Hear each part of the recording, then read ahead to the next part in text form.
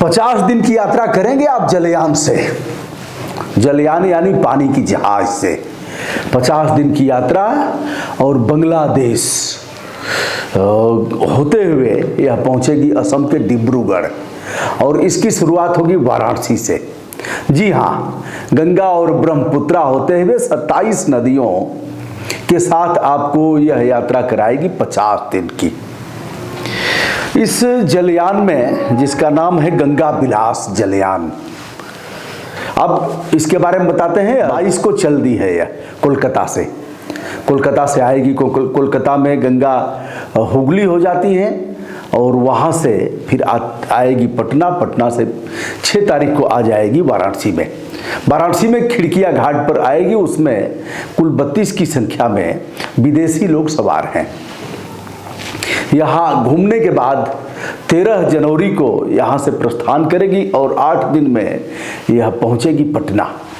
कैसे पहुँचेगी? रास्ता है यहाँ से श्री मार्कंडे महादेव धाम कैथी यानी चंदौली के हिस्से को स्पर्श करते हुए पहुँचेगी गाजीपुर से फिर जो हमारा गृह जनपद है गाजीपुर से बलिया से बक्सर जहाँ भगवान राम गए थे और ताड़का को मारे थे, बिहार का बक्सर के बाद फिर पहुँचेगी 8 दिनों में पटना से फिर होते हुए यह पहुँचेगी कोलकाता से फिर बांग्लादेश की सीमा में यह कई दिनों तक विचरण करने के उपरांत यह पहुंच जाएगी कहाँ?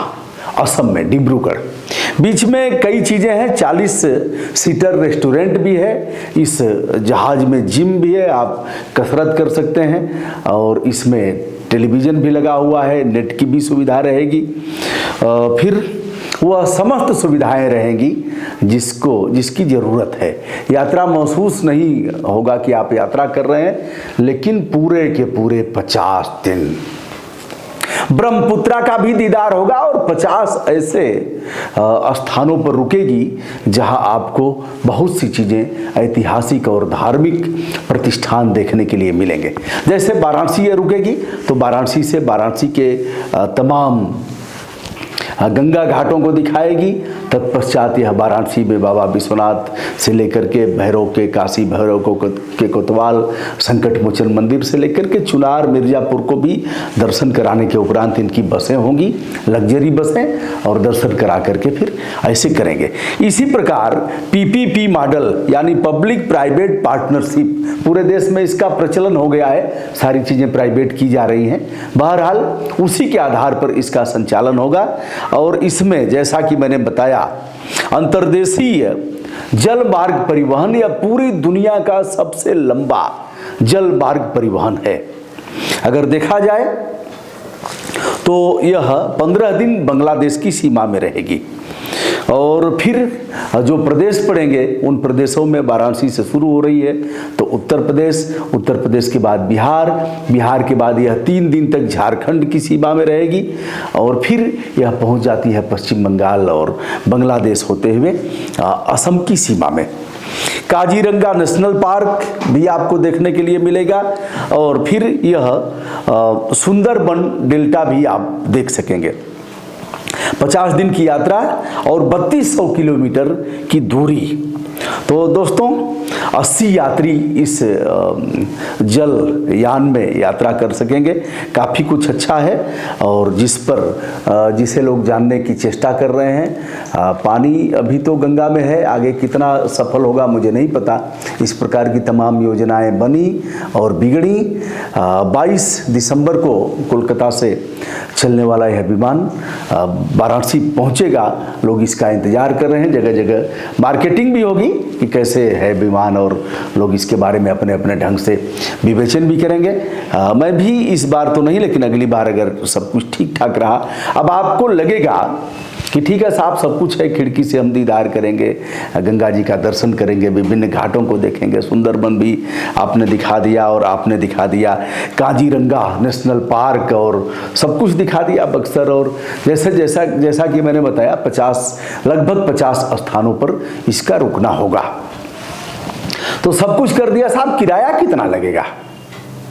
किराए के बारे में हमने सर्च किया, अभी तक ये लोग तय नहीं कर पाए हैं कि कितना किराया लगेगा, लेकिन खान पान की उत्तम व्यवस्था रहेगी। अभी तक मैं यह नहीं जान पाया हूँ कि केवल शाकाहारी रहेगा अथवा मांसाहारी भोजन भी रहेगा, लेकिन इन धार्मिक प्रतिष्ठान का संयोजन करते हुए जो यात्रा होगी, इसे देख करके मैं कह सकता हूं कि पूर्णतया शाकाहारी भोजनालय रहेगा। उसमें शाकाहारी भोजन ही आपको परसे जाएंगे, समय से नाश्ता और समय से भोजन सब कुछ रहेगा। सोने के लिए भी पर्याप्त समय मिलेगा यात्रियों के लिए। अभी तक किराया तय नहीं किया है। यहाँ प्रदेश के मुख्यमंत्री श्री आदित्यनाथ योगी जी ने वाराणसी आकर के और इसका टाइम टेबल बताया था और इसके बारे में बताया था कि जल्दी ही हम इसकी शुरुआत करने वाले हैं। शारदा सिन्हा जी मुझे याद आ रही हैं। शारदा सिन्हा एक बड़ी गायिका हैं जिन्हें पद्म पुरस्कार से भी नवाजा गया है। पनिया के जहाज से पलटनिया बन के इहा, पनिया के जहाज से पलटनिया बन के इहा, पिया लेहले इहा हो। क्या लेके आइएगा? कह रही हैं कि पनिया के जहाज से, यानी उनका यह कहना है कि जिसको संबोधित कर रही हैं वह भारतीय नौसेना का सिपाही है, जवान है। पनिया के जहाज से पलटनिया, पलटन यानी फोर्स से जिसका अभिप्राय है, बल से अभिप्राय है, तीनों सेनाओं के से अभिप्राय है। पनिया के जहाज से पलटनिया बन के इहा, पिया, पिया यानी पतिदेव, लेहले इहा हो, लेते आइएगा। सेनुरा पंजाब, सेनुरा बंगाल से, सिंदूर बंगाल से, बंगाल का सिंदूर काफ़ी मशहूर है। और फिर कह रही हैं पनिया के जहाज से पलटनिया बन के इहा, पिया लेहले इहा हो। एगो नथिया बिहार से, बिहार की नथिया, नथिया यानी जो नाक में महिलाएं पहनती हैं, यह काफ़ी उनके लिए दोनों चीज़ें, सिंदूर जितना महत्व का है उतना ही नथिया भी है। और नथिया उनका प्रमुख शौक है गहना में। अगर कुछ नहीं होता है लड़की के बाप के पास तो नथिया और मांग टीका, यह जो टीका होता है इसको दो जरूर चढ़ाते हैं। अगर नहीं हुआ तो नथिया, एक नथिया जरूर देंगे, जिसे झुलनी भी कहा जाता है। तो दोस्तों यह रहा आज के दिन, हमने बताया कि किस प्रकार यह सबसे लंबा जलयान, सबसे लंबी दूरी का जो जलयान है, गंगा विलास जलयान क्रूज, यह कैसे यात्रा करेगा वाराणसी से लेकर के डिब्रूगढ़ की। दोस्तों ब्रजभूषण दुबे का विनम्र नमस्कार।